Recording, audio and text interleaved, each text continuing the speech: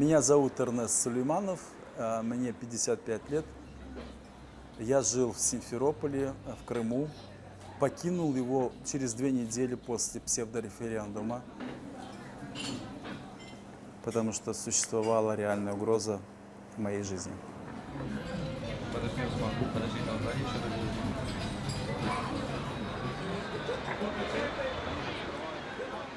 Сейчас я живу в Варшаве. Открыл ресторан с семьей. Ресторан называется «Крым».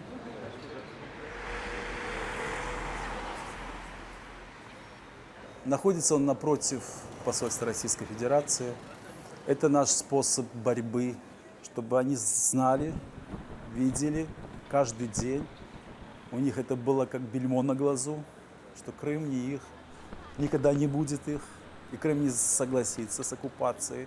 И мы будем бороться, что это земля крымских татар, и Крым есть Украина.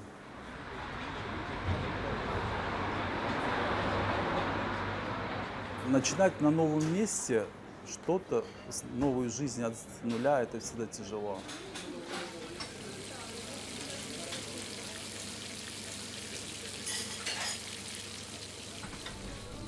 У нас те ребята, которые вынуждены были уехать из Крыма в мобилизацию. Дядька, первый чек, скажи. Уезжают улицами, уезжают микрорайонами, уезжают много крымских татар. У меня уже на тот момент, когда я уезжал, была повестка на руках. Я сам не знал, выпустят меня вообще или нет. Потому что если бы я остался, то меня, скорее всего, 100% забрали бы. И там уже точка невозврата, так сказать. У меня у многих знакомых были случаи, что так переносили повестку, но многие как-то старались избегать этого. Также вот по состоянию здоровья кто-то просто не является военкоматом. У кого-то это проходит такой номер, у кого-то нет. Вот у меня знакомых, которые, у них вот там друзья, товарищи, которые отправили туда и по итогу просто привезли тела молодых парней. И такое было.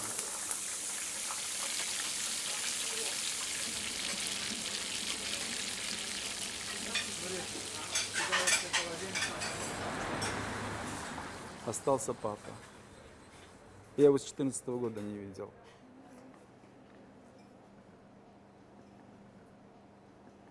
Мама умерла 2 года назад.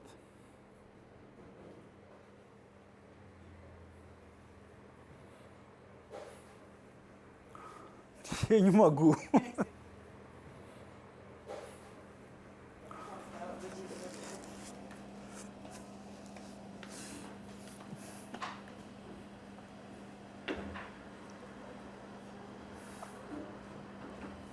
Вы не заставляете вспоминать столько всего, но...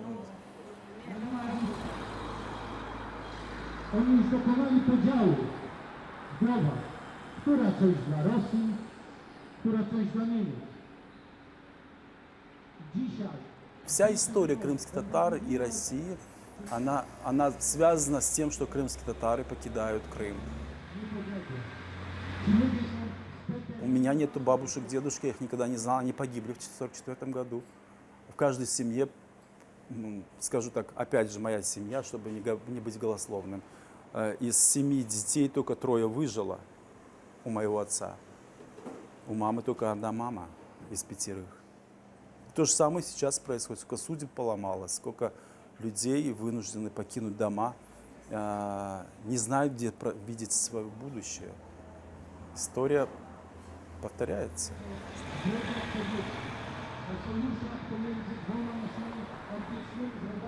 Я жил в Крыму и хотел достроить дом свой в Симферополе, планировал свое будущее у себя на родине, в Крыму, и думал, поработаю какое-то время в Киеве, закончатся мои рабочие вот эти все проекты, и я вернусь окончательно. И как раз был Майдан, я был на Майдане с первых дней до последнего, встречал группы, размещал их, когда услышал, что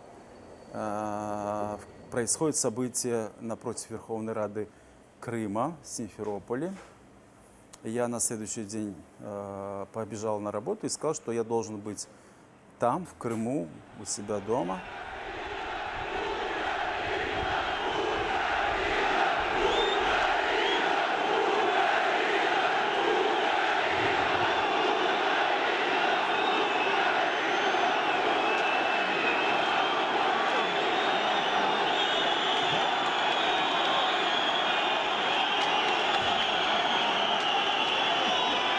Завтра тут танки будут.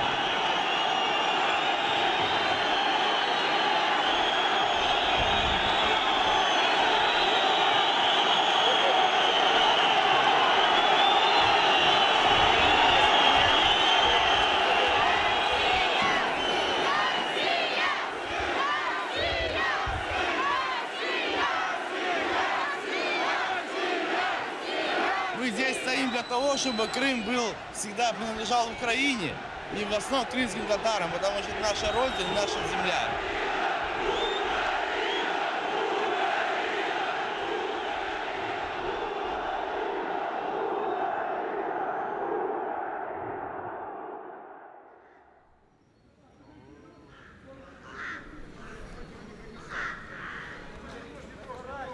Я туда пришел уже на следующий день после противостояния крымских татар, и там были русские, казаки, все эти. А потом узнали, что здание Совмина захватили, и какие-то зеленые человечки. Я уже понимал, что это были все-таки русские.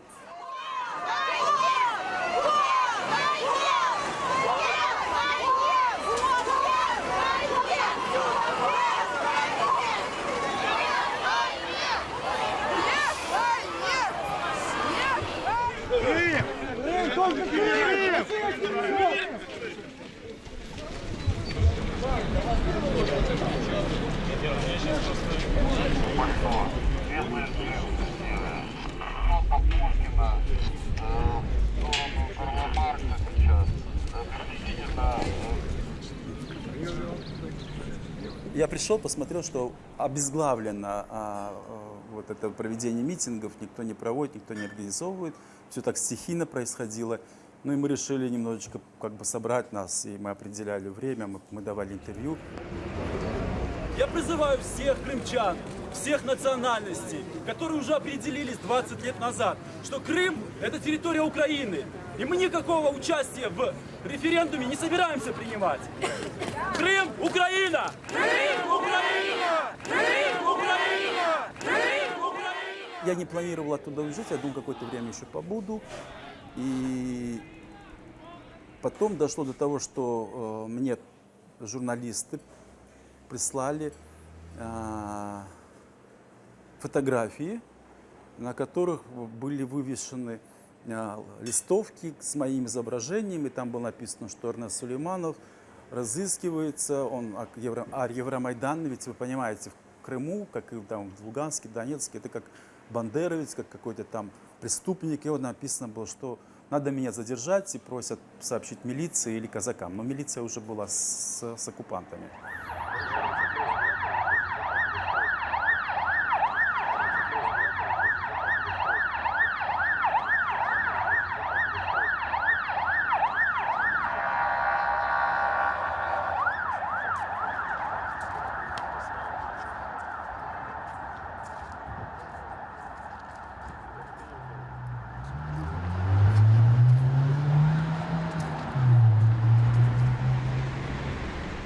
И когда везде по улицам идешь и видишь свое изображение, ты понимаешь, что в любой момент тебя могут схватить, и чувствуешь реальную угрозу. Пришла та точка, когда надо принимать решение и надо покидать Крым.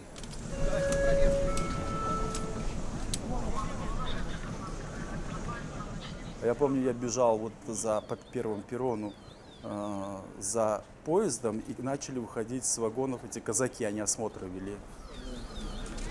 Я извиняюсь, уважаемые.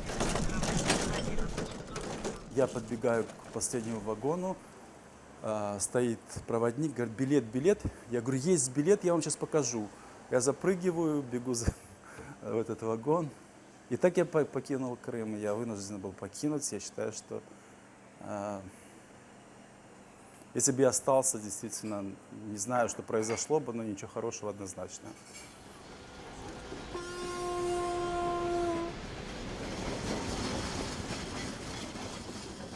Мне очень жалко, что мы не смогли предотвратить это. Потому что мне больше всего жалко было тех молодых ребят, которые родились и выросли в Украине уже. И они были очень за Украину, и они не вынуждены были там остаться. Мне это больше всего жалко.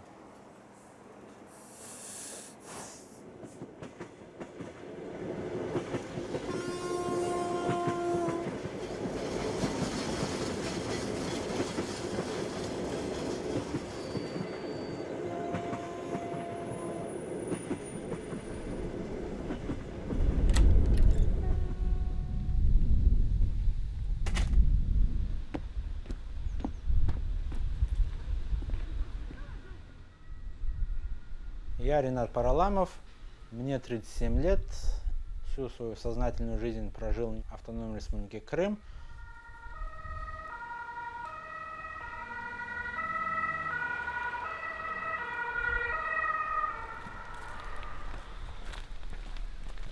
Я занимался программированием после аннексии Крыма. Фирма была вынуждена закрыться из-за санкций. Переехал в Нижнегорский район и работал продавцом на рынке. Торговал в основном так называемыми 1000 мелочами. Там было все. От А до Я, как говорится.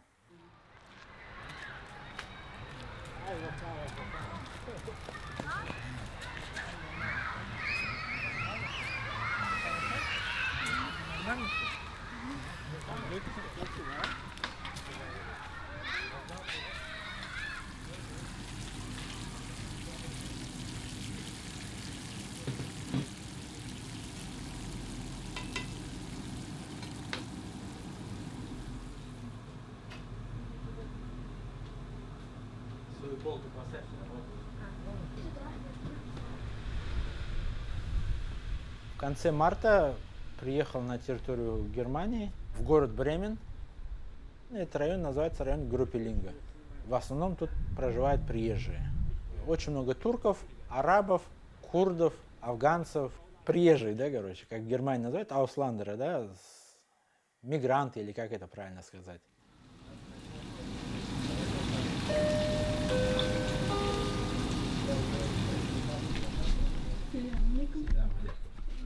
Опа. Снимай.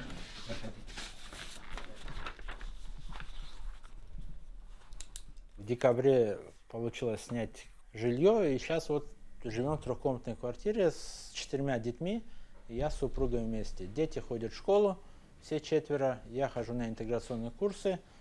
Ну, чуть язык надо изучить, и выйти на работу, и, как говорится, содержать свою семью, уже дальше жить. Я здесь чувствую себя гостем. Я здесь не дома. Это чувство изменить очень сложно. И, естественно, когда ты гость, ты хочешь домой вернуться, рано или поздно. Сабуры. Я объясню людям, куда я еду.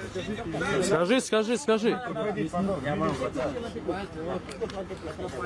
Едем в Симферополь, скорее всего. Ага, мы за тобой. Нет, за мной ехать нельзя, сказали. Может, Много поедем в часов? Нижнегорский ровно сюда. Или в Симферополь. Это был осмотр. Че, лица прячем, да, от народа? Успокойся. Что? Лица прячем от народа. Ренат, мы за тобой.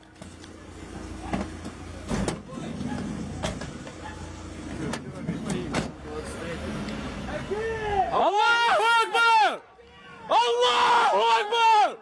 Аллаху Акбар! Меня сразу наручники одели, мешок на голову одели, и уже куда мы ехали, я не знаю, там около часа с лишним мы ехали.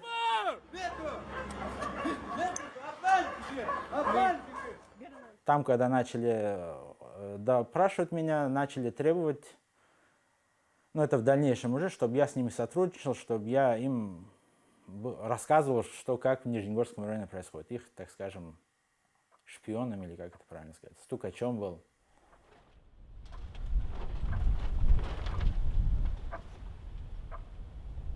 Они меня завели, все, мешок с головы низ, как говорится, да, вот как я сел в машину, в мешке был, и до того, как меня отпустили, мешок не снимали, и в наручниках был.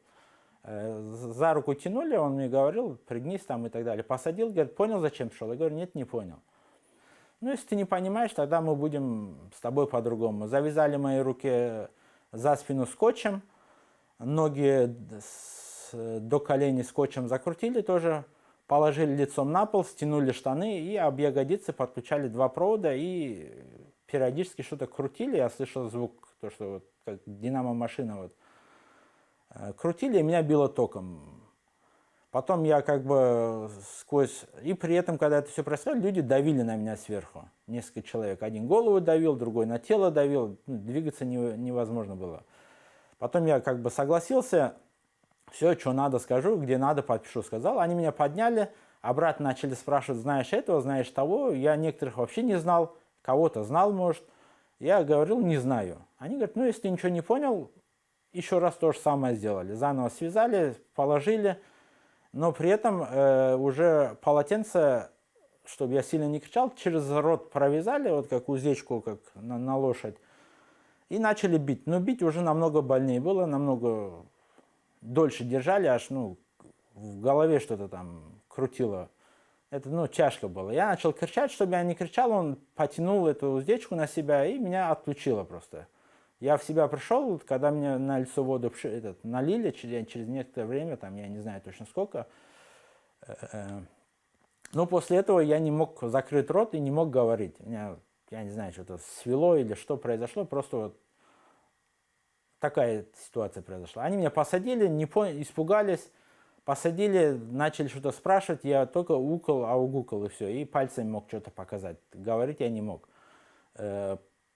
Сделали укол в руки, сделали укол, я сейчас по чернильности не могу вам сказать, в руки, в ягодицы сделали укол, вызвали доктора, доктор в небо куда-то укол сделал, сказал, что я вру, что я симулирую. После этого доктор ушел, они меня заново побили кулаками, обратно все так же, как говорится, руки, ноги связали и обратно током начали бить.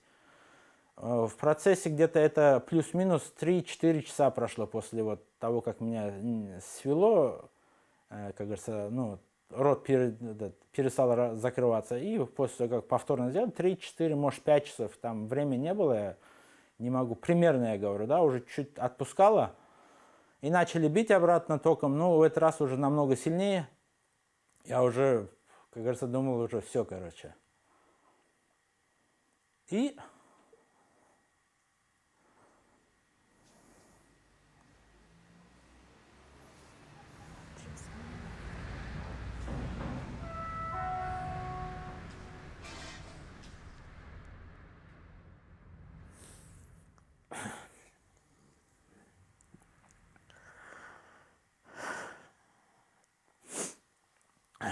Я, короче, решил подписать, согласился, как-то им огукнул. Они особо не слышали, прикалывались, издевались, материли, угрожали семье, детям, жене, брату, матери, всем, тестю, теще. Я уже думал, все, короче. Я начал молиться про себя. И перестал кричать. Они остановились после этого. Посадили меня на колени. Что-то передо мной поставили. Я в это время все время был в мешке, из этого ничего не видел, что это было. Так как штаны были стянуты, ягодицы открыты. Они капнули что-то и начали... рассказывает то, что есть такие моменты, как трубу засовывают, колючую проволоку в трубу, там, внутренности наружу выворачивают, потом палкой насилуют, там, и так далее, и тому подобное. И какой-то гель капнули холодное на ягодицу. И сказали, сейчас мы будем это все практиковать, короче, в таком ракурсе. Я попытался им, ты согласен, нет, они меня спрашивают. Я как могу огукую, ну, уже чуть речь появлялась, но все равно не то. Они еще прикалывались, ну, как, четко говори. Ну, в результате они оставили. Когда я согласился, головой кивал, там, что только мог, давал знаки, что я согласен. Подписать и рассказать, что надо, на кого надо, наклеветать и так далее и тому подобное. Они развязали, посадили меня обратно на стульчик. Просидел я какое-то время, успокоился, в себя пришел. После этого дали бумаги какие-то подписать, и что там написано, я ничего не знал, просто вот маску приоткрывали чуть-чуть, где именно подпись надо поставить. Я подпись ставил в наручниках, как мог. Иногда, я помню, ну, половина бумаги пустые были, по крайней мере, и это я тоже помню. Везде подписи поставил, где они сказали. И после этого они говорят, все, теперь ты, как говорится, с нами. Вы отвезли меня в районе Кубанки, это около Свободы, автовокзала, выкинули там. Я тебе взял, нашли. Салам алейкум.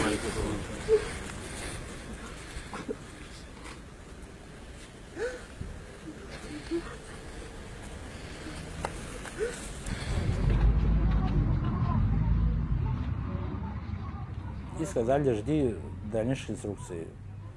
Ты будешь на нас работать, будешь передавать то, что нам надо, периодически с тобой будут связываться, телефон всегда держи при себе.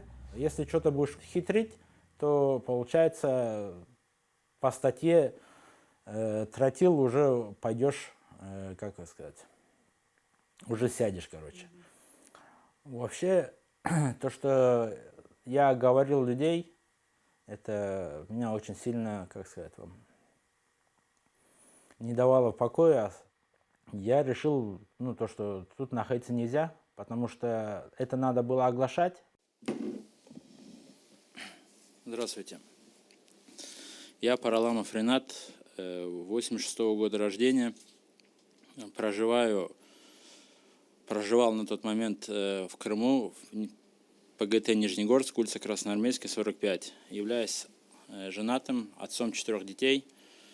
Имею высшее образование по специальности программист. В Крыму таких случаев не единицы, их очень много. И Ренат стал, как можно сказать, первопроходцем, тот, кто открыто об этом заявил.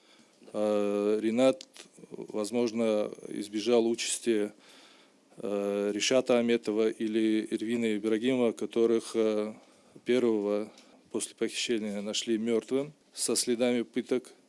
Судьбы второго до сих пор ничего не известно. И сколько таких случаев еще в Крыму, все они под большим знаком вопроса.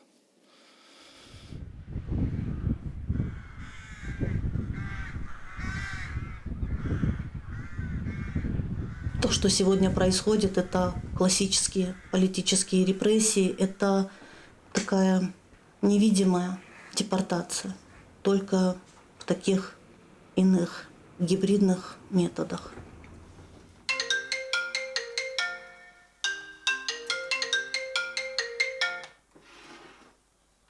Алло. Алло. Ассаляму алейкум ва рахматуллахи ва тааля баракат. Ва алейкум ассалям ва рахматуллахи ва баракатуху, Зекетовичка, насылсыныз. У меня к тебе вопросы кое-какие будут. Ты дома? Можно ли к тебе приехать? Келин, конечно, келин, Зекетам. Идемте заодно уйле хавесыны чермыс, иншаллах. Иншаллах. Давайте, жду, Зекетовичка. Ага, давай, приеду. Угу, яши, Зекетам. Корушкенде. Я Мумине Салиева, мне 38 лет. Я мама 4 прекрасных детей. Мы живем в Крыму, в историческом городе Бахчисарае. Я соискатель степени кандидата экономических наук, аспирант. И с 2017 года я начала плотно заниматься журналисткой, правозащитной деятельностью и помогать сотням детей заключенных, оставшихся сиротами при живых отцах.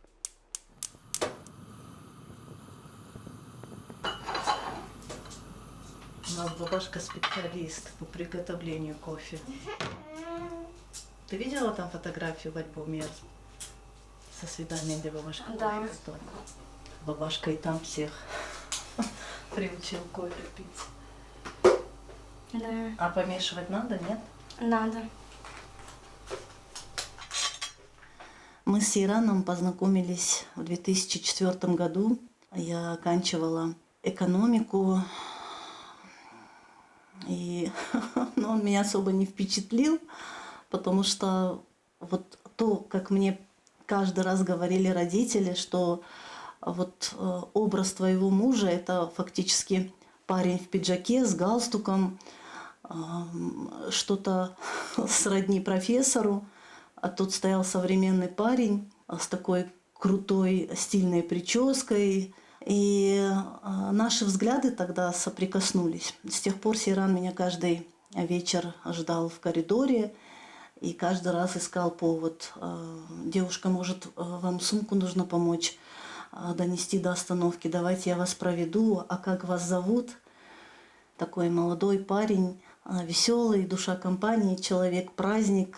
Я папе сказала: баба, ты знаешь, возможно, он не профессор, у него нет таких достижений в науке, как есть у меня, но у него есть стержень, у него есть искренность, и у него есть желание, рвение познавать, узнавать больше. И я за таким человеком буду как за каменной стеной. И в 2006 году мы поженились.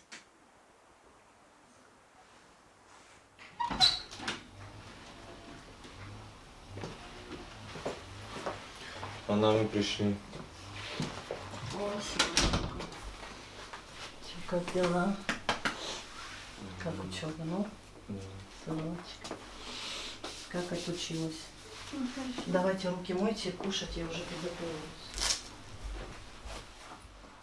Мы с супругом с трепетом создавали нашу семью. Он мне помогал и ночами, когда дети плакали, и качал, и брал на руки, и пел песни, и так усыплял их. Была полная гармония, идиллия во всем. Конфетки. Сучка, чай налить тебе? Да, Пусть Салих нальет. Только ты конфетки не бери, тебе конфетки нельзя. Хорошо? Хорошо, на. Ты можешь взять... Будешь такой? Положи тебе немножко. Да, чуть-чуть она показалась. Вот и пришли наши так называемые защитники. Раз, раз, раз, два, раз, два, раз, два.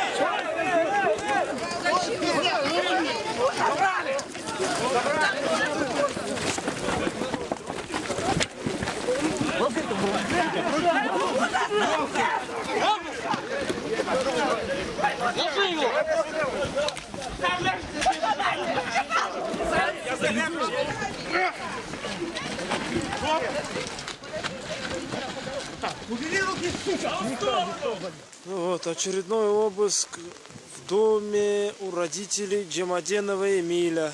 Не сидится им спокойно. Надо же людям жизнь попортить.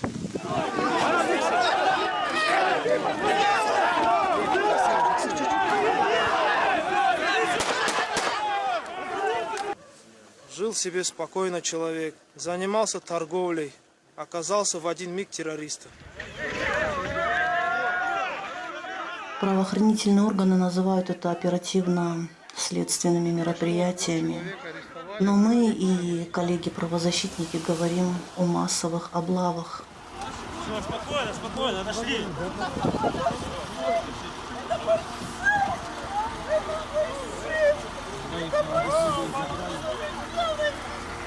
Будьте прокляты ваши дети! Потомки, я вас просто ненавижу! Пожалуйста! Вам до них еще далеко! Внуки! Только я!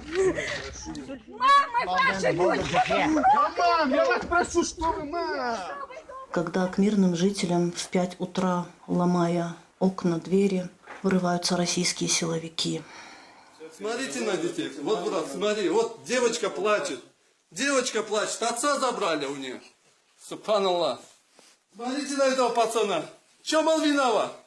Субханаллах. Вот его слезы. Пусть они проклятием против них же обернутся.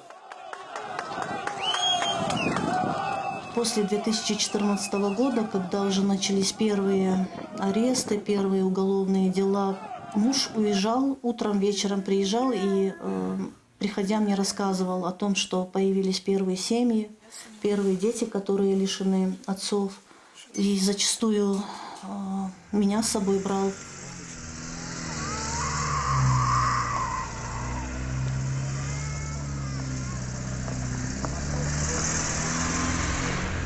Его только что увезли. Слышно, как плачет дочка.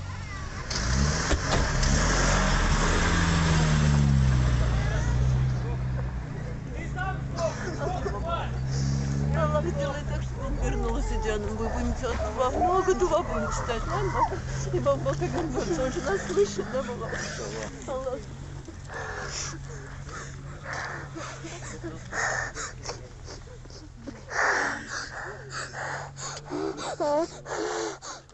С самого начала активной деятельности Сейрана я всегда была рядом с ним и поддерживала его в гражданской журналистике, во взаимодействии с семьями политзаключенных, в предоставлении им различной помощи.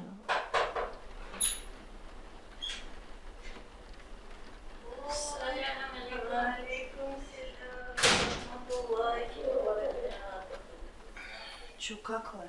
Чего у вас глаза красные? У нас, как всегда, свои проблемы. Мемету посадили опять к помещению камерного типа на 3 месяца. Потом на год в СУС сказали. Строгие условия содержания. Поэтому не знаю, что нам делать, как нам быть, куда можно обратиться, как сказать. Нужен твой совет. Там вообще касательно статьи 205.5 они прекрасно понимают, что крымские процессы, все кейсы, абсолютно все, политически мотивированы. Поэтому это классический сценарий давления на ребят. То есть лишение свободы – это не конечная инстанция. Теперь я вам расскажу алгоритм, который нужно будет делать. Вот вы сейчас говорите о адвокатах. Иншаллах, постараемся, чтобы адвокат его посетил. Но адвокат – это, как вам сказать, не универсальная таблетка. То есть в основе он и вы должны быть готовы к тому, что вы будете бороться. То есть это самое главное, что вы готовы бороться. Да, вот у нас кесыль месяц, иншаллах. Иншаллах, да. Кесыль мир, замлесен. Туда-сюда. Как-то держимся, да? Да, секундочку.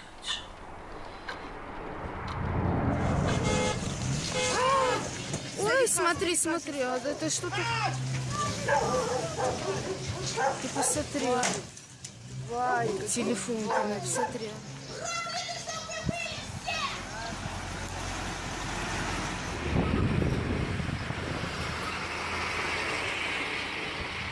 Первые потрясения общественности Бахчисарая, когда прошла массовая волна обысков в домах бизнесмена, строителя, известного повара, стоматолога. Ребята, у нас здесь машины приехали без номеров, без шевронов, под домом с автоматом стоят. Узнайте, пожалуйста, кто это такие? Можно вас попросить поговорить? Выйдите, пожалуйста, чего вы боитесь? Выйдите, мы хотим узнать, что происходит. Мы живем в правовом государстве. Будьте любезны. В 1944 году точно так же все было. Без объяснений. Просто повесили клеймо предателя. Сегодня вешаем клеймо террористы. Что будет завтра?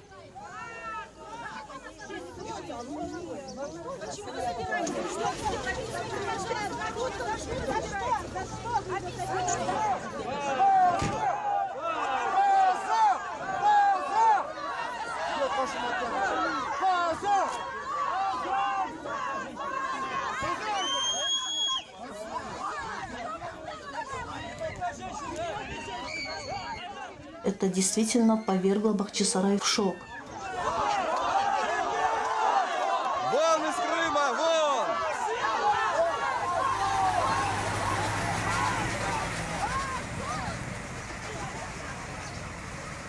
Поехали на соседнюю улицу еще на один обыск.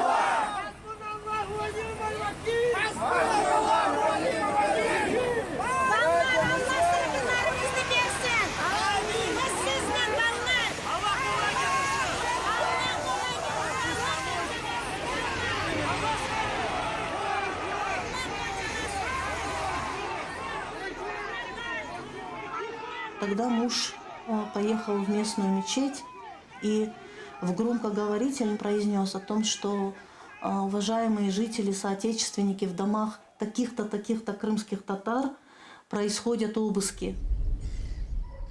Их несправедливо посадили в места лишения свободы, и их сейчас нету с нами. Я бы хотел, чтобы каждый об этом помнил, и каждый в своих дуа, когда читает,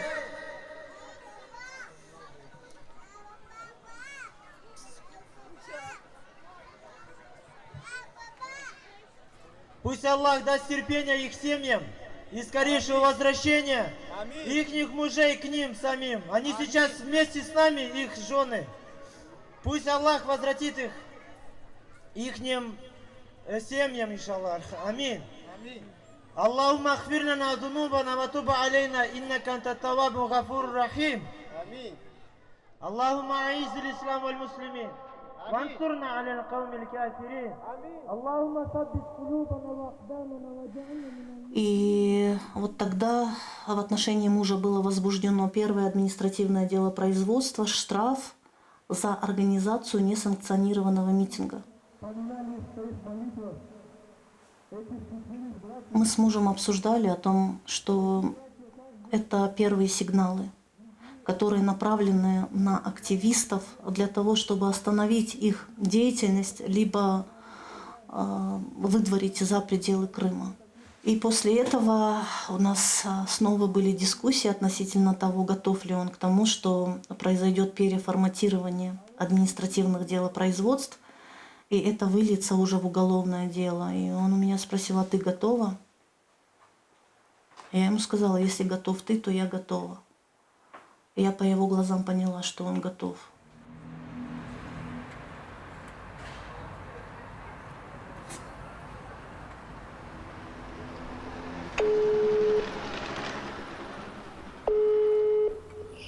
Алло. Алло, селям алейкум, Эльвирочка. Да, Селям, Джанам. алейкум, селям, Алиташка. Как вы? Ничего, Шкур, хотел узнать, что у вас там по поводу этого. Да. Рустем собирался же на лечение ехать, что там? Ой, Алета, не знаю, мы вот поехали здесь, одного врача нам тоже посоветовали. Просто переживаю, сейчас тоже... Ну да, все ортопеды это говорят. Там торопиться на самом деле не стоит, особенно что касается коленного сустава, очень проблематично потом. Да. Не, ну приедешь сюда на консультацию, пообщаемся, посмотрим, что они как бы здесь скажут. У вас что там, не айталар? Ничего, мы ждем это. Мы в Крым хотим вернуться, ждем вот когда там наконец все гады уйдут. Да, пусть чемоданы собирают. Скажи, все пусть чемоданы собирают и это через мост бегут, потому что скоро моста не будет. Угу. Короче, Эльвира, я тогда жду там, что вы с Рустемом решите, и потом по препаратам, если надо будет, тогда как бы наберешь, потому что отсюда, когда едут, можно будет отправить, если что. Джумля, там, амопитом джаном, ага.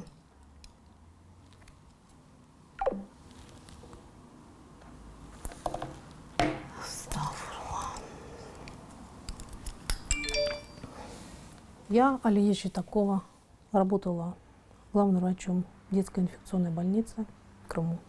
Была вынуждена покинуть родину. На сегодняшний день я нахожусь в Турции и помогаю своим соотечественникам, не только крымским татарам, также и украинцам, и нашим раненым солдатам, пережить это страшное время настолько, насколько я могу это сделать. У меня даже не было чемодана, когда я уезжала, потому что все было настолько спонтанно.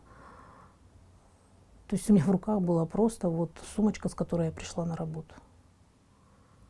И после как бы обыска все было так, скажем так, жестко, не очень прилично, что, лучше всего я решила этот вопрос так. То есть выбора не было, уезжать или нет.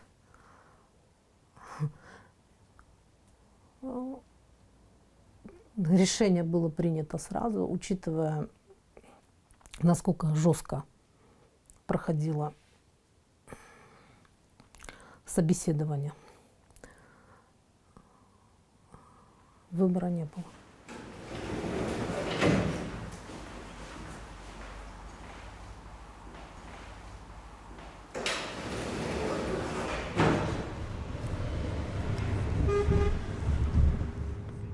А моя бабушка с сестрами, с мамой и с маленьким племянником, в общем, они были погружены в 5 утра, как и все, всем селом в машины, вывезены на вокзал и там посажены в скотные вагоны.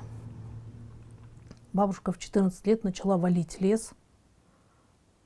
У них не было ни одежды, ни обуви. Мама ее не выдержала, буквально через 3-4 месяца она там просто умерла. Она заболела и умерла. И моя бабушка осталась вот с 2 маленькими сестренками. Их забрали в детский дом, когда умерла мамина, бабушкина мама. Их забрали в детский дом. А бабушка валила лес. Просто я когда говорю, у меня стоит перед лицом, перед глазами бабушка, я не могу.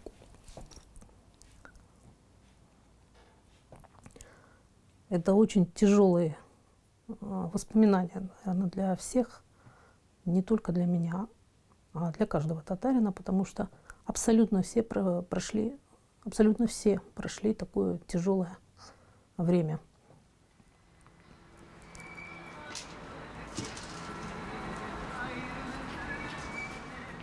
Все, кто меня знает, знают, что я доктор, и, соответственно, все просто начали присылать мне свои документы и спрашивать, а как вот можно полечиться? Вот у меня там тяжело болен там брат, сват, дядя.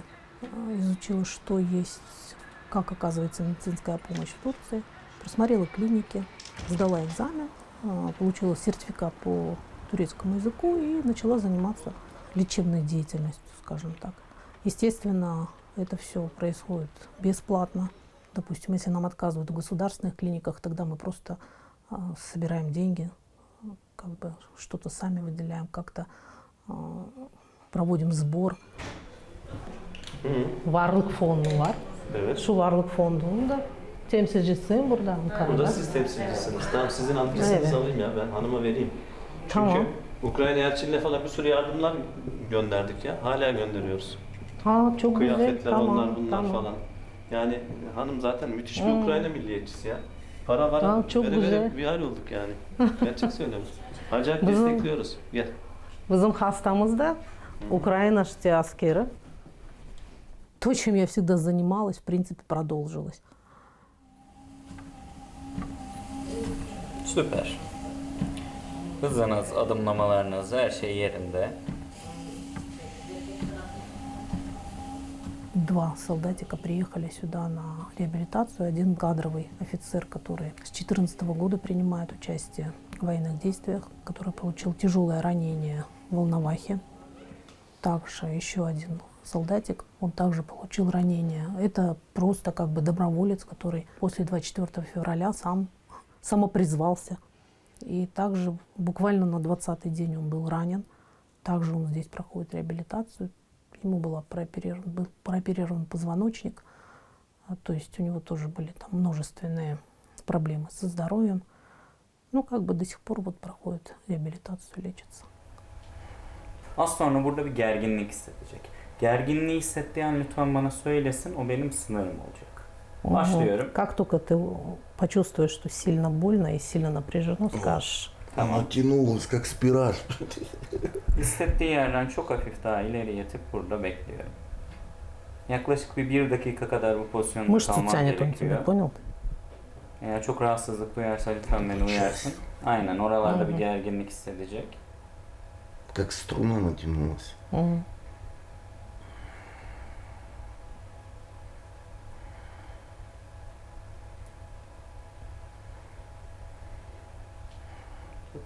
Ну вот таким образом ее надо будет разрабатывать.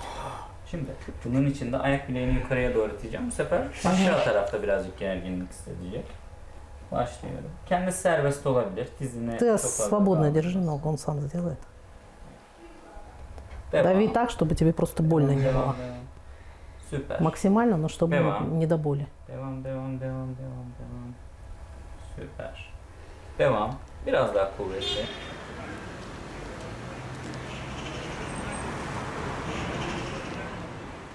На сегодняшний день страшно осознавать, что тогда это было в скотных вагонах, то сегодня это людей вынуждают выезжать из своих... И это, как бы, извините, 21 век, и коренной народ вынуждают выехать по различным мотивам из своего дома. Это на самом деле это просто тихая депортация.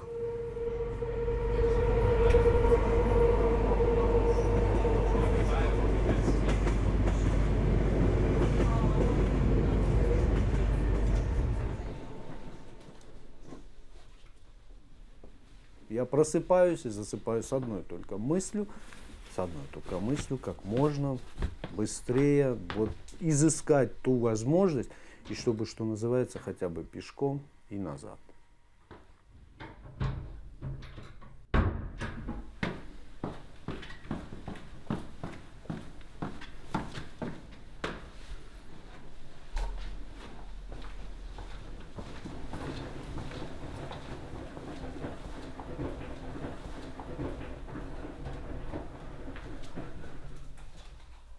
Я Седамет Мустафаев, мне 50 лет. Большую часть жизни я прожил в Крыму. Родился я в городе Фергана в Узбекистане, еще в Советском Союзе, в Советском Узбекистане. Мой отец трехлетним ребенком вот как бы был засунут в этот вагон с матерью и с младшей сестрой. Отца даже снимали с станции, то есть он должен был, в общем-то, погибнуть, но его вот спасли соседские пацаны, его обратно в вагон затащили, а его уже спустили, потому что он все очень, ну, как бы, еле-еле признаки жизни подал.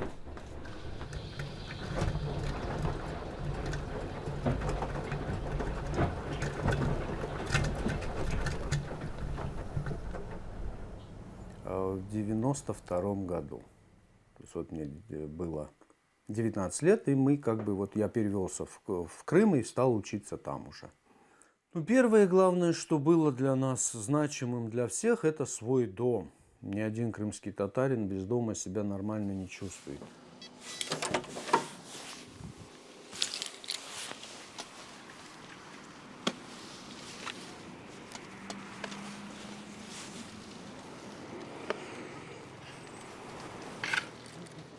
С 2000 года по 2014 год я преподавал в Крымском инженерно-педагогическом университете. Работал на кафедре психологии, выпустил очень большое количество наших студентов.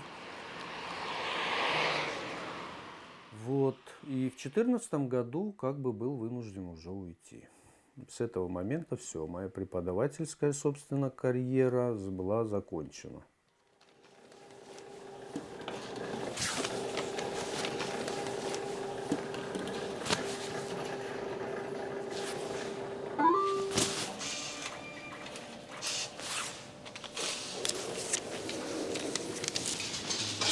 Я видел, что среди студентов, которые напичканы уже, появились те, которые, что называется, стали с осторожностью слушать любимого Седамета Мустафаевича. Я это тоже, конечно, видел, но я не считал ненужным как бы умалчивать, потому что происходят нехорошие события, и это не норма.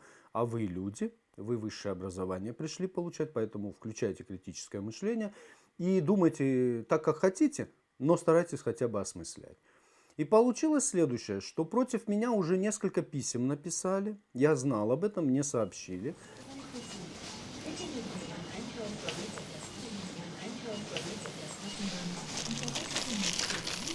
1 мая нас повели на парад. Под триколорами. Нам сказали идти. Нет, я под ними не шел. Никогда в жизни я под ними не смог бы идти. Я дошел до нашей площади Амитхана Султана, это центральный рынок, и вот оттуда должна была колонна Кипу двинуться. И вот наш декан, и все, они собрали, всем как бы там пистонов вставили, всех предупредили, что неявка будет там чревата выговорами строгими. И когда мне декан сказал, куда вы ушли, я сказал, я вот в этом шабаше участвовать точно не буду. И ты меня никогда никак не заставишь. Ну и как бы я развернулся, ушел. На следующий день мне там очередной выговор уже дали.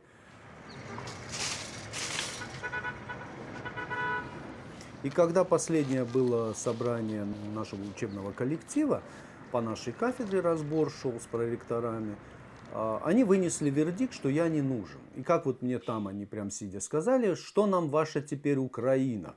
Она уже как бы никогда не вернется. Вот. Но они меня все проголосовали за то, несмотря на то, что вся моя кафедра жестко и четко за меня. Спасибо им, конечно. Тогда они меня все поддержали, но тем не менее все проректора высказали вот такую точку зрения, что вы нам не нужны.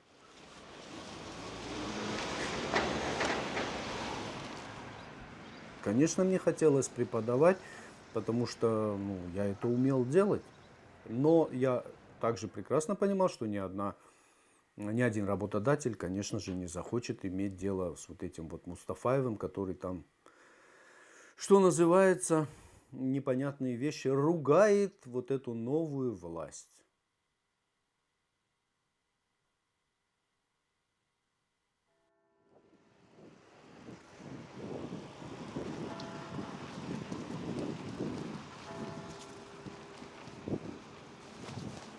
Я очень плохо воспринимал всю ту чернь, которая произошла с людьми, которых я знал. Вот я видел тысячи людей, знакомых, хороших детишек, хороших людей, которые превратились в то, с чем я не хочу вообще ничего больше иметь. Мне четко сказали, следующий ты. Ну вот как бы на очереди точно будешь следующий ты. И поэтому я уже понял, что а что мне теперь? Хорошо, откровенно говорить я уже не буду иметь возможности. А, например, именно сидеть сейчас, именно вот сесть сейчас, когда, скорее всего, будет интенсифицироваться вся вот эта вот ерунда, я решил, что нужно уходить. И вот с того года, вот это было, наверное, где-то 21 год, где-то вот с октября месяца я уже четко начал продумывать то, что мне нужно уезжать.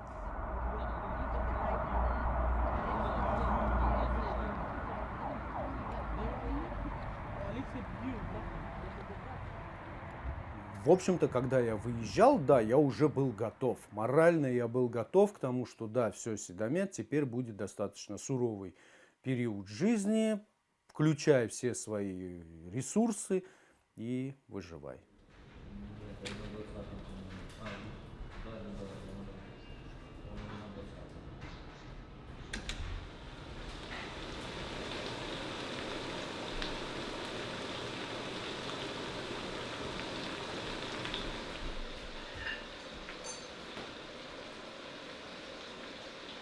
Ой, я даже вот сейчас прям вспоминаю, я даже вспоминать не хочу. Мой организм просто пытается защититься от этого, потому что я жил в комнате, в каморочке, там стояли 4 ярусные кровати, и нас там жило 4. То есть я и со мною подселили мне 3 парней из Афганистана. Вот. И мы там 4 вот друг на дружке, что называется, жили. Когда 3 человека постоянно разговаривают по телефону с какими-нибудь родственниками, шурмят, орут, там вот болтают друг дружке, что там с чем-то поздравляют в любое время дня и ночи.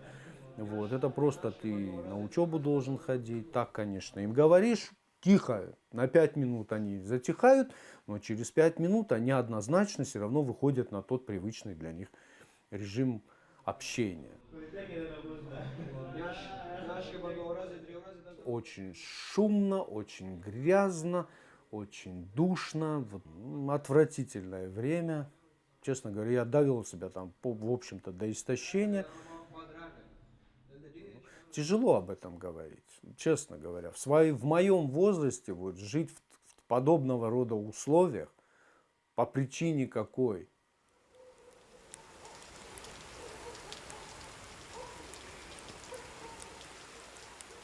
Когда Ты утром просыпаешься и слышишь о том, что завозится в Крым массово военная техника, что появляются десятки людей в камуфляжах. Ты ощущаешь запах корвалола в домах своих соотечественников. Мне тогда тоже было не по себе, и я у мужа спрашивала, как дальше мы будем жить в Крыму или за пределами Крыма. Муж сидел уверенно и говорил, мы будем продолжать быть в Крыму со своим народом.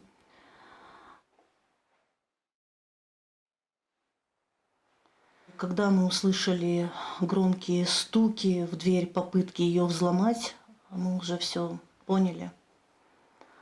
ФСБ, ОМОН, автозаки, люди в масках с собаками. Маму нашу, это свекровь, я ее впервые увидела такой.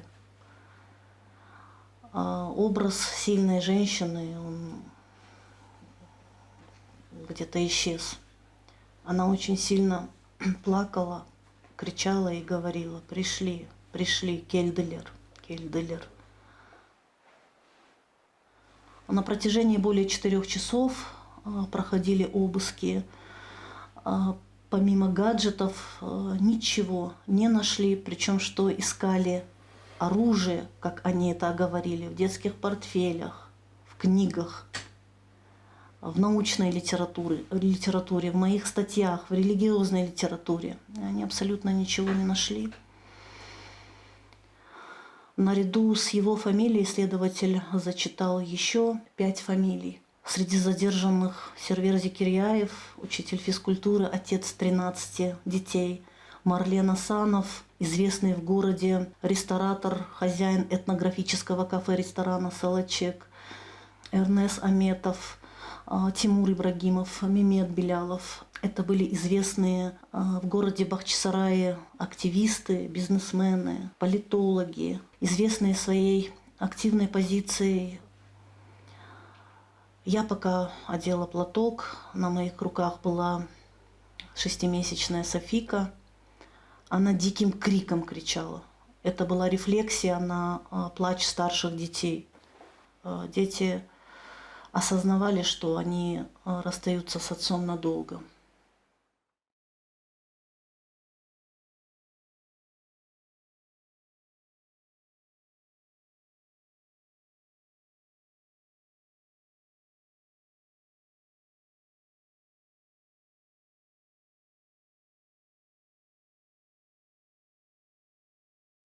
По сути, за журналистскую деятельность мужа, за его освещение тех судебных процессов, которые происходили в Крыму, за его участие в общественных кампаниях по защите политзаключенных. Это и есть истинная причина. Твоя вера, твоя позиция, твоя религия и твоя активная деятельность.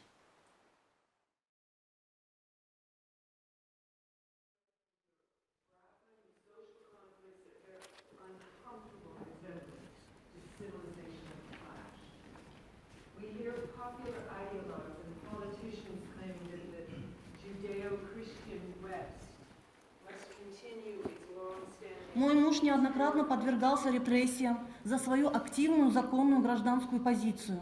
Его и еще 5 соотечественников обвинили по статье терроризма и инкриминируют сроки лишения свободы до 20 лет, вплоть до пожизненного.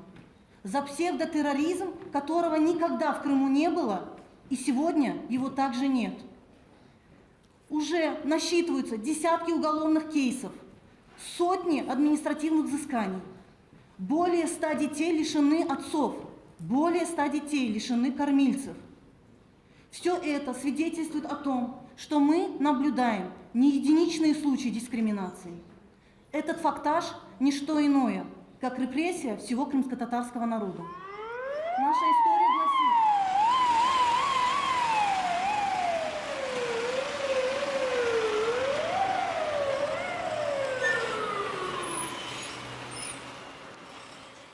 следствие не смогло собрать доказательную базу, но дело передали в Ростов-на-Дону, и мужа этапировали в СИЗО-1 города Ростов-на-Дону. Это более 700 километров пути от Крыма. Это 15 часов езды. Муж говорил, я в этот момент прочувствовал то, что чувствовали наши старики, когда их этапировали в скотских вагонах из Крыма на чужбину. Были разные попытки и психологического давления на мужа. Он зачастую находился в спецблоках. А наряду с этим он проходил принудительную экспертизу в психиатрической клинике, и это не что иное, как карательная психиатрия, которую практиковал советский режим. Мы, может быть, маленький народ, но мы народ, который не позволит, чтобы его честь и достоинство брали и кидали под ногу, чтобы его культуру и историю пытались так просто уничтожить. И мы боремся именно за это. Bizim Kırım Tatarlarga teşekkürler bildiremiz ve aytamız Kırım Tatar teslim olmayacak. Allah'ın izniyle, Allahu Akbar. Мужу вменили еще 2 уголовные статьи. Его арестовали по статье 205.5 Уголовного кодекса Российской Федерации об участии в деятельности террористической организации. Позже ему вменили еще 1 статью «Захват власти в Российской Федерации». И еще позже статья 205.2 «Публичное оправдание терроризма». Адвокаты и коллеги-правозащитники называли его рекордсменом по количеству уголовных делопроизводств.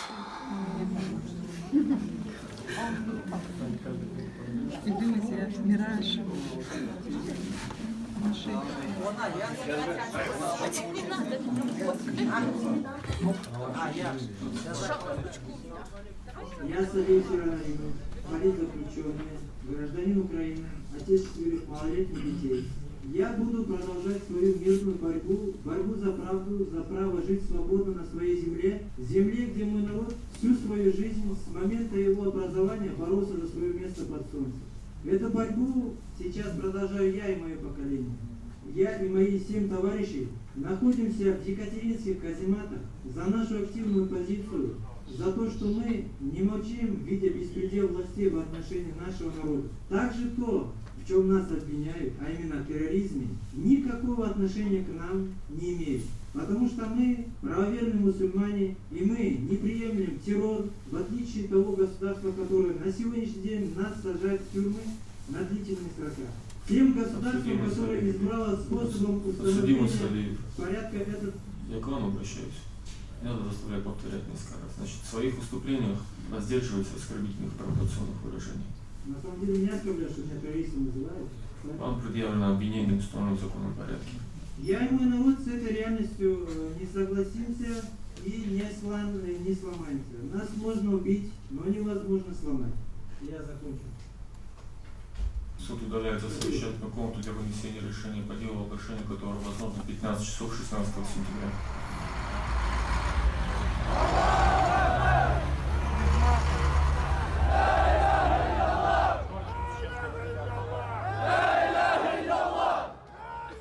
«16 сентября 2020 года Ростовский суд военный вынес вердикт в отношении Сейрана и других фигурантов данного дела. На данное заседание приехало более 600 человек из Крыма. И вот словами сложно передать, каким это было элементом поддержки. Это сильная опора, вот, которая просто не давала семьям упасть. Подождите. Скажите, что мы вас видят в экран в коридоре. Вывели трансляцию сюда в коридор. Вас все видят и слышат.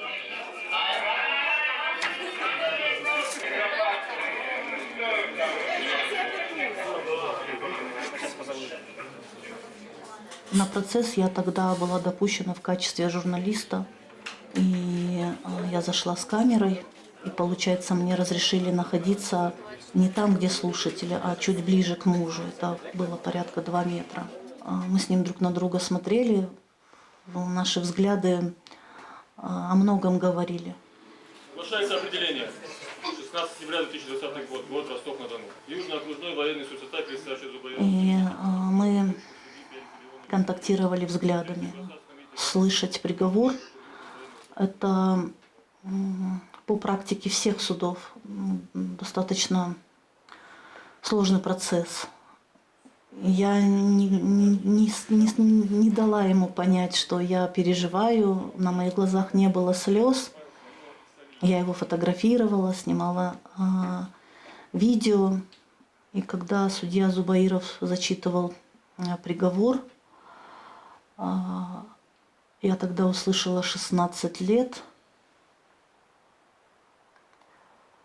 И я сама себе сказала: ты должна быть готова, а ты вообще готова на то, что ты через 16 лет сможешь воссоединиться с мужем.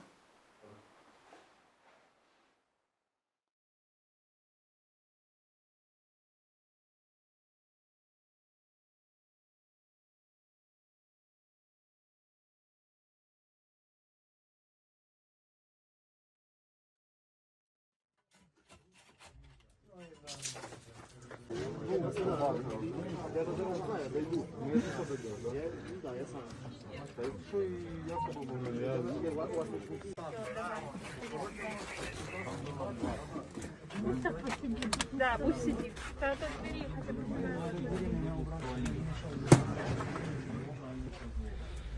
Украина достойна Раджа Портаган.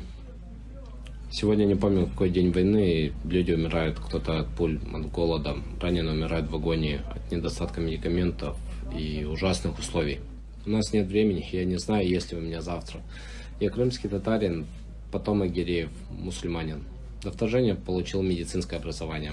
Сейчас оказываю медицинскую помощь раненым на Азовстале.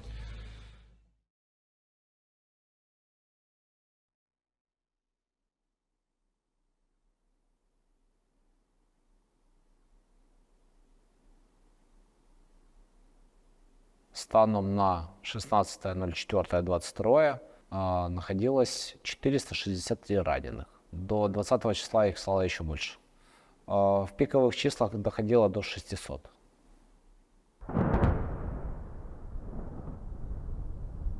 Плотность огня была просто жесткая. Земля дрожала без остановки.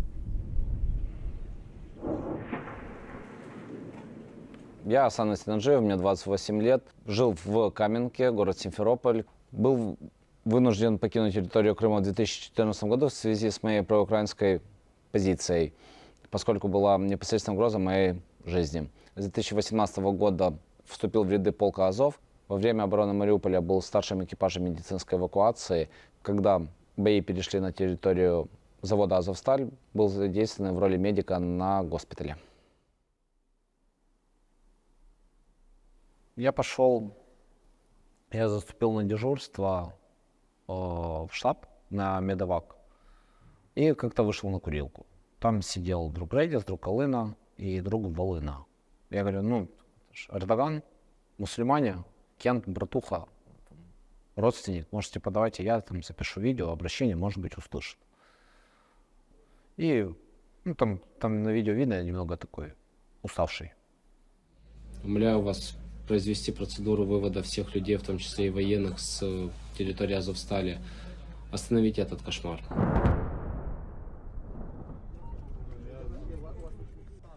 Медики, мы там спали сколько? Я могу говорить за себя точно, что поперевязывали, какая-то волна раненых снизилась. Грубо говоря, там на полчасика закимарил. Потом снова раненый, все, ты проснулся, и дальше идешь работать. Привет, друг. Как ты себя чувствуешь? Приветствую. Нормально. Нормально. Если это может так назвать. Коптер скинув міну прямо під ноги і маю відкритий перелом. В основному 27 дирок і один перелом відкритий. Перелом, я понял.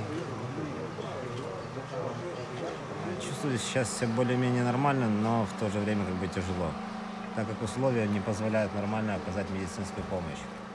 Но, друг, мы стараемся хоть как-то это делать.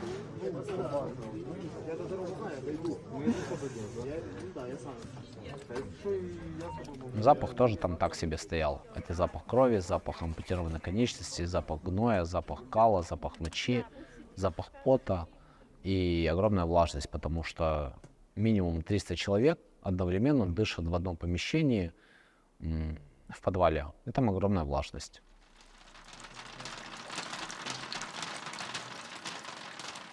Вода из труб, дождевая частично. Хотя дождевую воду немного было страшно, потому что это же Мариуполь, Азовсталь, там с химией.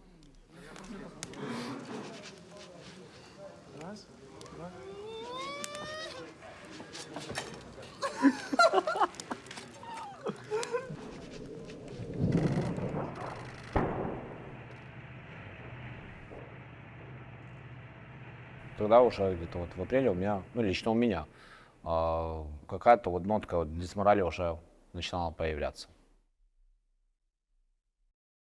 Когда корабли начали очень близко подходить к берегу, использовать корабельную РСЗО, когда начала корабельная просто артиллерия валить, когда авиация начала каждые полчаса откидывать бомбы, в принципе, там я и смирился с тем, что не сегодня убьют, так завтра убьют. أعوذ بالله الشيطان الرجيم بسم الله الرحمن الرحيم كل هو أحد الله الصمد لم يلد ولم يولد ولم يكن كفوا أحد آمين.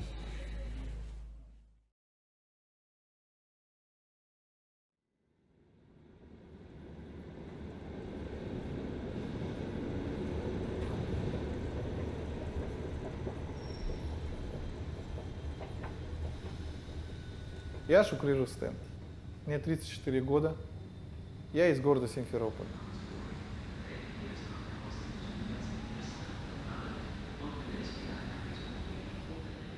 Я вообще за свою жизнь никогда, вот то есть как меня привезли в Крым маленьким, я еще никогда не покидал территорию Крыма. Вообще, то есть ни на материковую Украину, ни на материковую Россию, никогда. Но в 2022 году был вынужден покинуть Крым, потому что я не представляю себя как российский военнослужащий.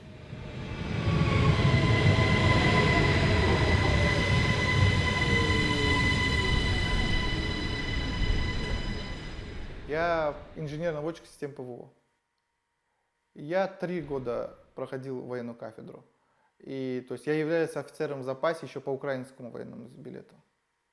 Но по состоянию здоровья, когда у меня в 21 год у меня случился инсульт, меня сняли в украинском военном билете, у меня стоит печать о том, что я больше не годен.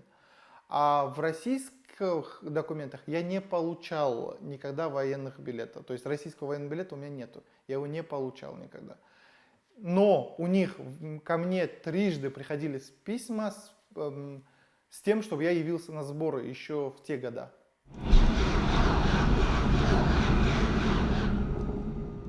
Но я понимал, что в случае мобилизации, то есть я буду в первых категориях, кто пойдет. То есть меня заставят взять военный билет и заставят потом идти на фронт. После этого я уволился и больше официально я нигде не работал. Вообще по образованию я программист. И я ушел работать на стройку, на кровлю. И вот все эти годы я проработал на кровле, кровельщиком. И как бы работали, семью содержал, жили, вообще не ввязывался ни в какие эти. Потому что я категорически был против выезда из Крыма. Я не хотел выезжать из Крыма. То есть нас все устраивало. Меня все устраивало в том плане, что я жил на родине и как бы все.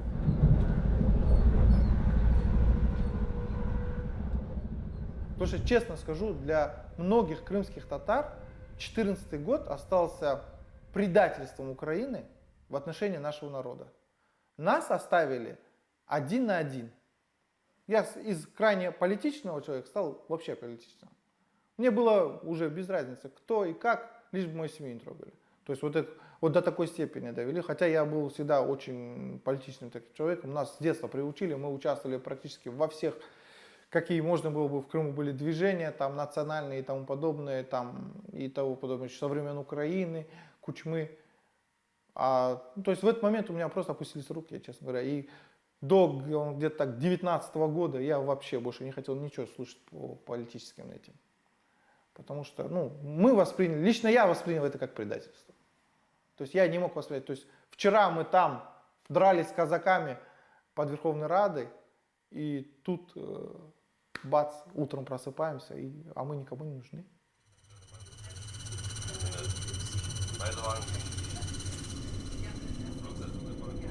Как пришла Россия? Я примерно знал, что это за страна. Если ты никак не показываешь себя в политической нише, в этой стране ты никому не нужен. Лично я для себя как человек поставил такой план. Не высовываться. И вот в июне уже начались слухи о том, что скоро начнется мобилизация в России. Я всю свою сознательную жизнь прожил как гражданин Украины.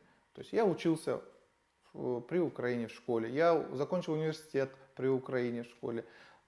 Державною мовою для мене є тільки єдина – це українська. Я не понимаю другой. То есть, ну, у меня в сознании так оно осталось. И то есть, я не мог себя воспринимать как то, что я пойду сейчас воевать за Российскую Федерацию. Я не был к этому готов.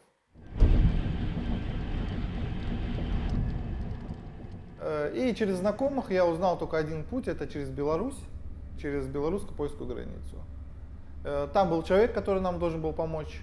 Он мне позвонил и сказал, если вы послезавтра будете у меня, вы границу пройдете. Приехал домой, спросил у жены, поедем? Она сказала, поедем.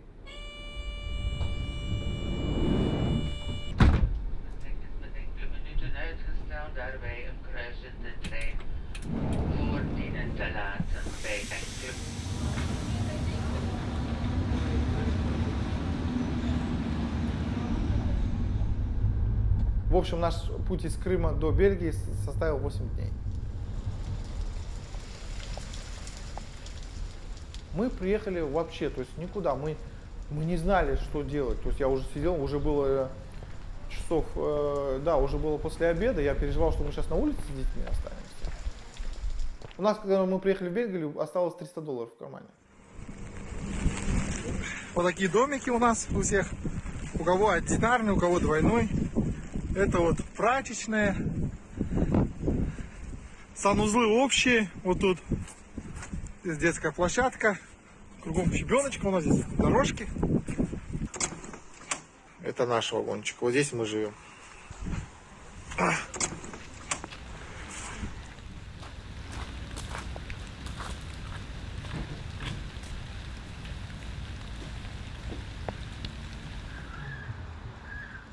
Нас переселили в Михелен, это такой металлические домики, на каждую семью 3×6 домик. Удобства, кухни, столовая, все находится отдельно. То есть не у тебя, ты ходишь, то есть там нам до туалета было там 3-4 минуты ночью, под дождем нужно было детей водить. В общем, там мы еще провели в этом лагере 4 месяца.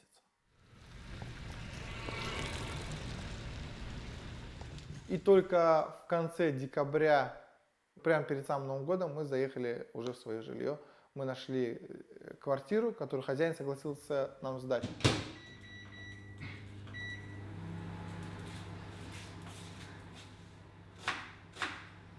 У нас у жены языковые курсы по 3 часа в день. То есть мы с утра отвозим детей в школу, младшую в садик, старшую в школу, и оттуда сразу едем на свои курсы. И хотел выйти на работу, а мне просто не дали, мне сказали, иди учи язык. То есть выучишь язык, хотя бы 2 курса принеси корочку и все. То есть нам, в этом плане вот так. Поехали! Ой, одну. Сильные малолетки, сильные малолетки. Давно не виделись, да? Иншаллах, да. Это зеленый чай, да? Да. Блин, Может, я хотел черный? черный. Ну ладно уже, ладно. Какие новости у вас? Новости все по-старому. Как домашние? Крым звоните? Крым каждый день звоним. Мать, все там, родственники. Каждый день новые новости. Ситуация? Пока в наших районах все тихо, но там, где ближе к военным базам, к военным объектам, уже не тихо. много я смотрю, вот с родителями общаюсь, да, я говорю, у вас там что там, как там, ситуация какая? Ну, да не знаю, все хорошо. Да. У них там все хорошо. А у них все хорошо. Им ничего не рассказывают. Они просто удивляются, а как вы видите? Я говорю, ну, как бы есть вот с этим, мы смотрим, видим. Я специально подписан в Телеграме на группы новостей. Вот если я здесь с утра уже 15 сообщений прочитал в украинских группах, и фото, и видео, куда, что, где, как прилетело, в этих группах крымских вообще ничего нет. То есть вообще. Слышишь? Смотри, вон. Вон опять, смотри. Нефтебазу.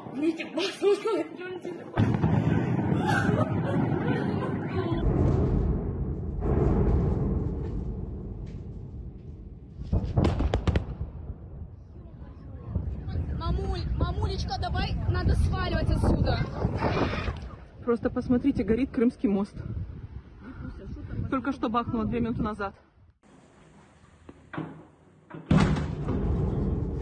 Мы живем с надеждой, что Крым будет освобожден, что Украина победит, и мы наконец вернемся к себе на родину. Это самое главное для нас. Как бы не было хорошо в Европе, вот я поездил, здесь был и в Германии, ну, во многих странах был, и во Франции был, и в странах Балтии. Крым – это Крым. Чай, нормально, чай. Все на словах, все показушники и все, да? Вот парень, который со мной жил, семья, ему домой пришла повестка. Когда он был здесь, а ему пришла повестка домой. Кто-то ушел добровольно, есть такие, кого за эти годы уже прошла пропаганда. А кто-то, 99%, конечно же, по своей воле никто не пошел. Но есть те, люди, опять-таки, есть разные, то есть есть такие люди, которые просто финансово не могут потянуть выезд из Крыма. И если ему придет повестка, понятно, что, а что ему делать? У него другого выхода нету. Он там, работать ему не дадут. То есть, и прятаться он вечно не может, если, например, у него семья, их же кормить надо. Ну, он пойдет, да, служить. Как-никак, но будет служить. Может, плохо, конечно, как говорится, не от души, но будет служить. Знаю пару крымских татар, кого призывали, и они погибли. То есть, такой в группах в этих ходил, то есть, звали на похороны, но, насколько я знаю, там даже на похороны особо не ходят.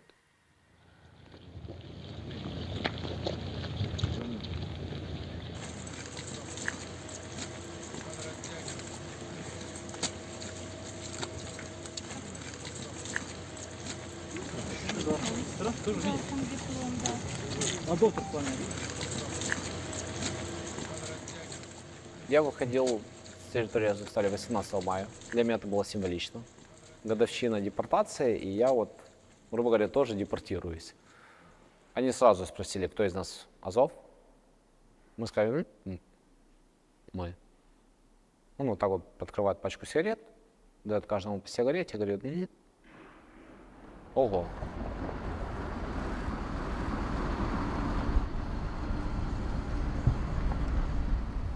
Мы выходим, приезжаем в Еленовку.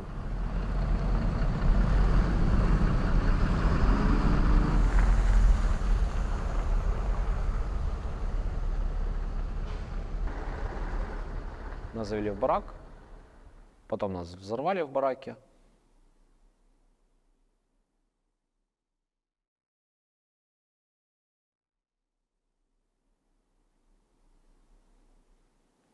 Все, что я помню, это взрыв. Такой добротный, серия взрывов была. Потому что от ударной волны меня в кровать швырнуло и зубы немного выбило. Осколок зашел в предплечье, осколки зашли в грудь, осколки зашли в правое бедро. Я помню, мы взяли одного парня раненого, начали его вытаскивать. Лично мне повезло, что когда я выходил из барака, стена огня еще была не такая плотная. Еще такого мощного возгорания не было. И только мы вытащили этого раненого, оборачиваемся, а там уже столб пламени ого стоит. Там парни, которые внутри остались в бараке, мы слышали их крики до последнего.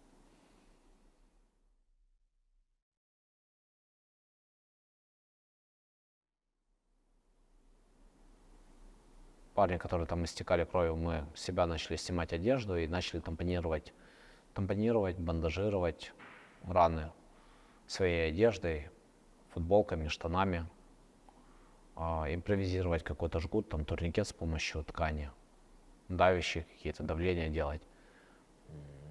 Там была мусорка, с мусорки начали вытаскивать целлофан, чтобы симпровизировать окклюзионную наклейку, то есть чтобы на грудь наклеить, чтобы пневмоторакса избежать.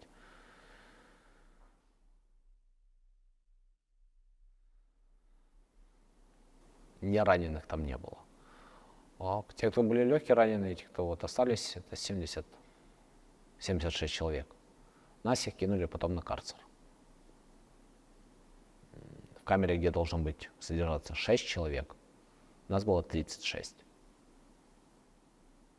И оттуда нас увезли, ну, конкретно меня увезли на Таганрог.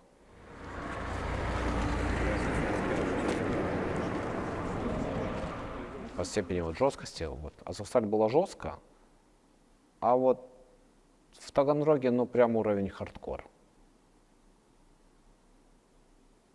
Из всего вот этого вот промежутка 2022 года я бы сказал, что вот жестко было вот в Таганроге. Я в Еленовке я начал молиться, а вот после подрыва Еленовки еще больше начал молиться. Я вот выучил, я знал вот 2 молитвы, я их вот просто по кругу молился. Смирился наверняка. Когда вот был в Таганроге, то я такой, ну, значит, здесь закончатся мои дни. Я мысленно всех похоронил, то есть в голове я попрощался со всеми.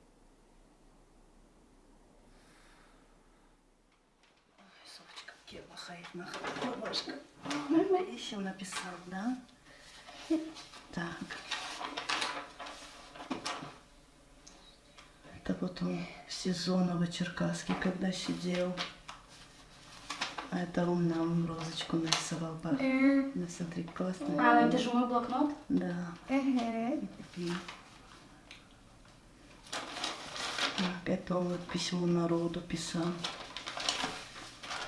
Мое самое любимое. Красиво вам нарисовал.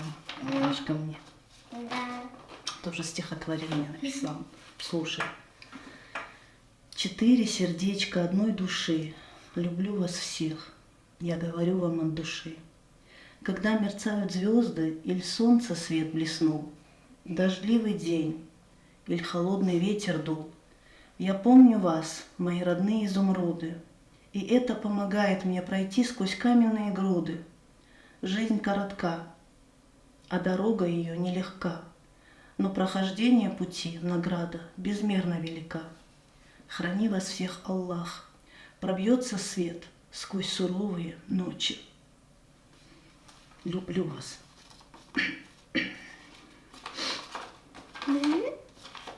Иногда не плачь. Мужа перевели в СИЗО 3 города Новочеркасска Ростовской области. Многие заключенные, которые до него проходили через это следственный изолятор, и они описывали это в своих письмах, называя данное СИЗО адским местом на земле. Мужа поместили в одиночный спецблок. Он там находился более полугода под круглосуточным видеонаблюдением.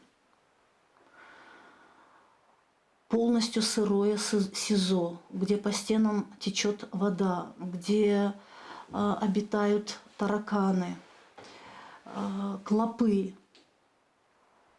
Заключенные рассказывали о том, что когда они совершали молитву, они чувствовали на себе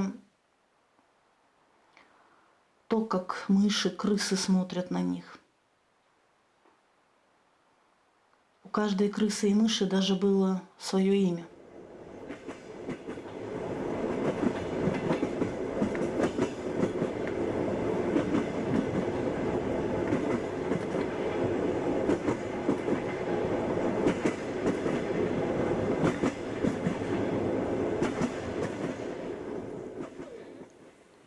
София не была на судебных заседаниях. Она была совсем грудная, крошечка, когда его арестовали. Знала Сейрана только по фотографиям, по видео, по моим рассказам. А тут к папе едет 6-летняя девочка. Она всю дорогу, а это 2 дня пути поездом. Где же бабашкин дом, папин дом? Она вот в ее представлении, что это вот какой-то супергерой, который живет где-то в своем супердоме. И она, ну когда мы уже, где уже бабашкин дом, где уже бабашкин дом, ну когда мы уже приедем? И она видит утреннее построение заключенных, она видит сотрудников колонии с собаками. И она вот так стоит, у нее вот так вот бровки домиком, вот у нее губы дрожат. Она такая, это же не бабашкин дом, это же тюрьма. И все сидим и ждем, когда же Сейран зайдет, и открывается эта дверь. Он заходит, а София сидела на кровати. Она сама вот так подпрыгивает с кровати, Салих ее вот так толкает. Иди, говорит, Софочка, ты, говорит, бабашку еще ни разу не видела.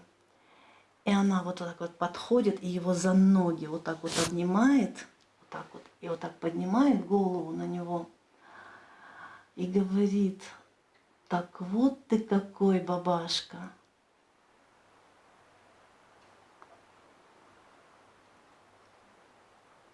И он ее поднимает, начинает тискать, обнимать, она с его бородкой играет. Он плакал, она его целует и вытирает слезы. И потом уже, когда мы вернулись со свидания, он мне написал в письме. Я, говорит, больше всего боялся почувствовать дистанцию между ею и мной. Я боялся, что она будет ко мне относиться как к чужому мужчине.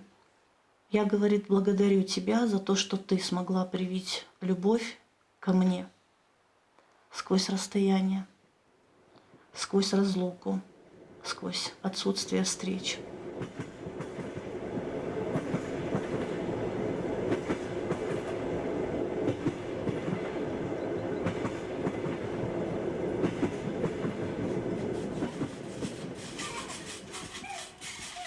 Старшие помнят Крым, где места, где играли, где жили, где отдыхать ездили. Белогорские горы помнят, ездили туда. Младшие, к сожалению, ничего не помнят.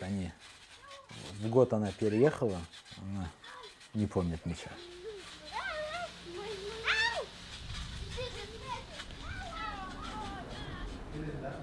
В Крым хочу вернуться. Я только там мечтаю. Больше никуда не хочется, если честно.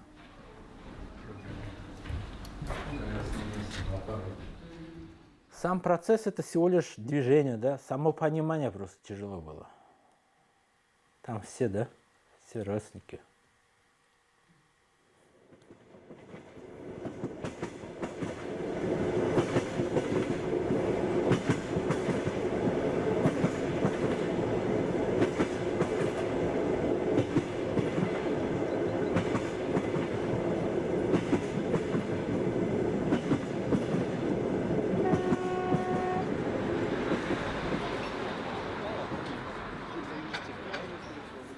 Здесь я себя чувствую, скажем так, по-настоящему нужным, потому что я здесь делаю очень полезное, я считаю, дело. Я являюсь послом моей культуры.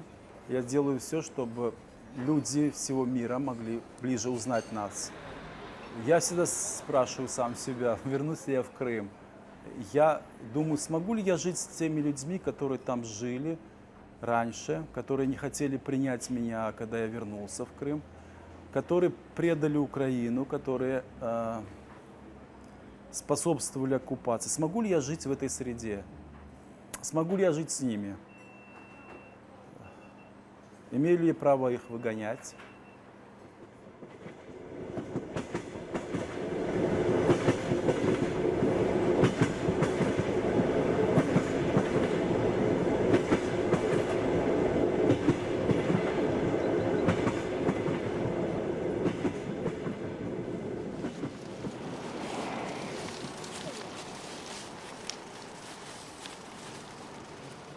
В Крыму я видел свою нужность, Я реально ощущал, очень хорошо ощущал, я видел, что те студенты, с которыми я работаю, я от многих из них видел реальную результативность своей деятельности. Она была достаточно высокая, я могу здесь похвастаться. Все это очень больно смотреть, потому что понимаешь, что по-доброму я, конечно же, должен был находиться бы там. Но там я бы мог находиться только на нарах.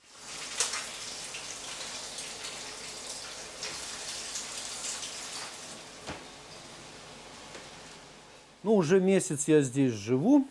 Вот это новое место. Его я долго-долго искал. Небольшое общежитие. Здесь живет с нами 10 человек.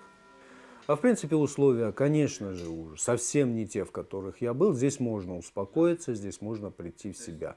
Чем я сейчас интенсивно занимаюсь, проходя одновременно еще супервизорскую психотерапию. Вот, меня в чувство приводят мои коллеги. А в Крыму очень много близких людей.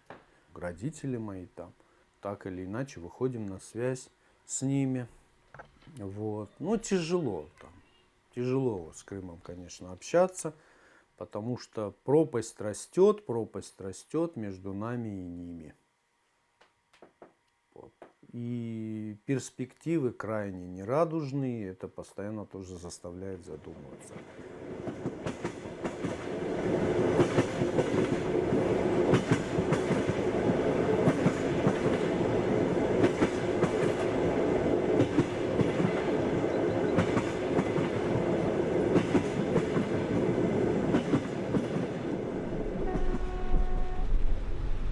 Я сижу здесь вот как на иголках, на мешке с иголками, понимаете? Вот постоянно при каждом этом, что в Крыму что-то случилось, что-то происходит, там опять прилеты или еще что-то. И я вот понимаю, что или сейчас, не дай бог, сейчас Крымский мост, он, конечно, сложится когда-нибудь, его время придет. Но я так боюсь, что это случится в тот момент, что когда мы уже не сможем попасть назад к своим родным. Ну, Крым это дом. Ну, у нас другого нету.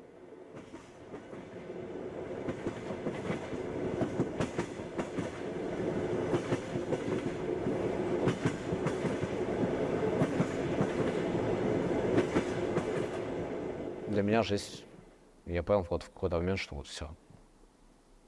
Дальше ничего не будет, и, как писал Данте Алигьери, оставь надежду всех сюда входящий. В какой-то момент у меня там глупые мысли меня начали посещать в голове. Мне говорят просто с вещами на выход. Я думал, ну все, в Сибирь. Куда еще могут отправить? И случился обмен.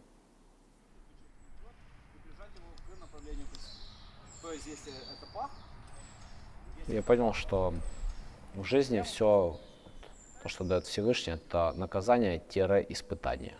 Ничего просто так не приходит, и если это наказание, то его нужно понести. Если это испытание, то с ним нужно справиться. Левая рука, время пошло.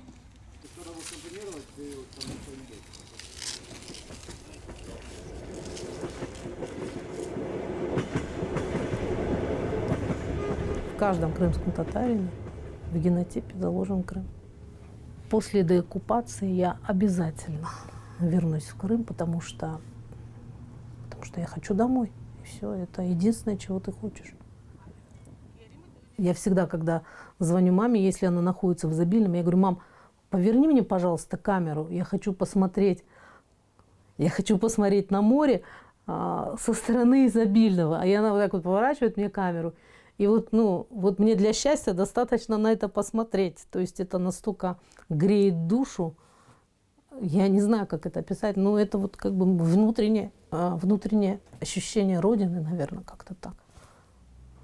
То есть у меня мечта, когда я приеду в Крым, мне кажется, что первое, что я сделаю, это я просто начну целовать землю. Это непередаваемо.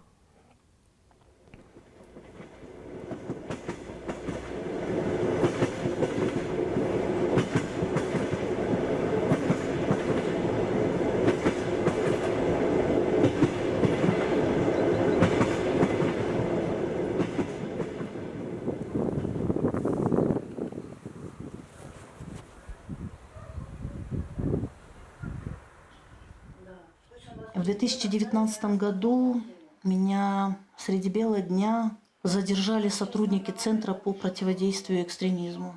Крупные мужчины, ничего не объяснив, просто затолкали меня в большую машину и не оговаривая, куда они везут меня. После данного задержания я не остановила свою деятельность. Я ее продолжаю по сей день, осознавая все риски.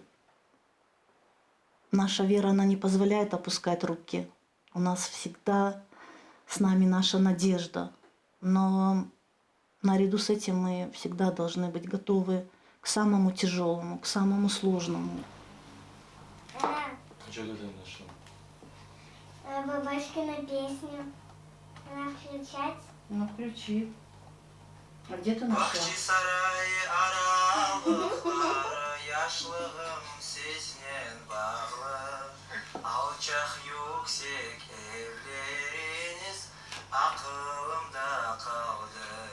Ömrüm kervan gibi, gece gözüm o günde.